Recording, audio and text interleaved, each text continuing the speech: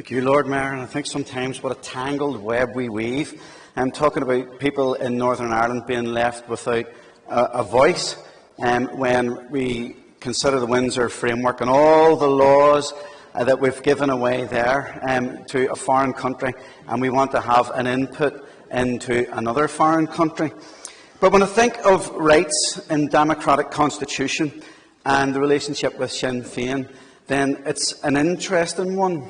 In the motion we have there, Sinn Fein quoting the Good Friday Agreement. And that reminds us of the very interesting journey that Sinn Fein have been on, because all of republicanism, of course, wasn't always concerned about democratic rights. There was a time when Irish extremists would have just planted a £2 bomb in an economic heartland and made their demands that way.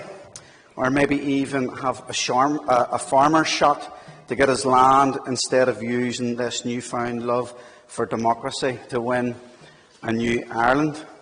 Now, I'll accept that that was, of course, mostly prior to the Good Friday Agreement mentioned here in the motion. This motion, of course, reminds us that Sinn Fein themselves, going back to 1995, have been at the heart of British rule in Ulster for over 25 years. Sinn Fein propping up British rule in Northern Ireland for over 25 years, and in spite of it all, that an all-Ireland is as far away today as it was then. The political border, though, manifests itself in many ways, and probably no more so than inside Sinn Fein, where they're the epitome of numerous examples that highlight that this island is definitely a case of two nations on one island. Think about it. We've seen a Eurosceptic southern Sinn Fein for years, ultra-nationalist.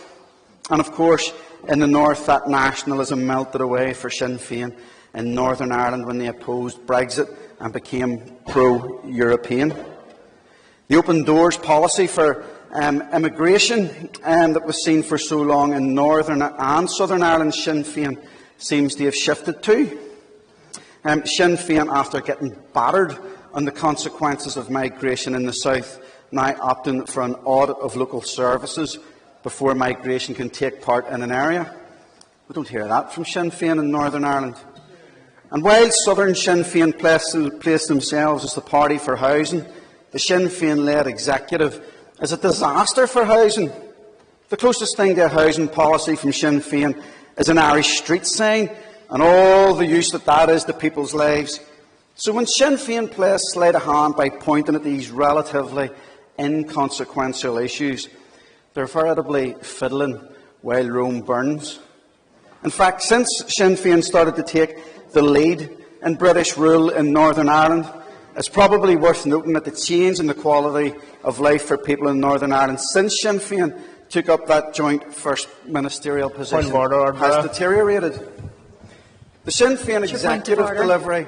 Point of order. What's your point of order? I'm just wondering how many times Ron said Sinn Fein in this motion. The motion's from Sinn Fein. Continue on, Councillor McDowell. Sinn Fein, a party that plays sleight of hand and says, look at the GAA, and says, look at Irish languages, look at them issues, while in reality they fiddle while Rome burns, or should I say that our society burns. A party elected to government as a part of the UK law establishment in Northern Ireland that then gives away all those areas of law through the Windsor Framework to a body that we cannot impact by democratic means. How hypocritical then that we see this motion before us. A vote in an Irish presidency. It's not my country. It's not my business.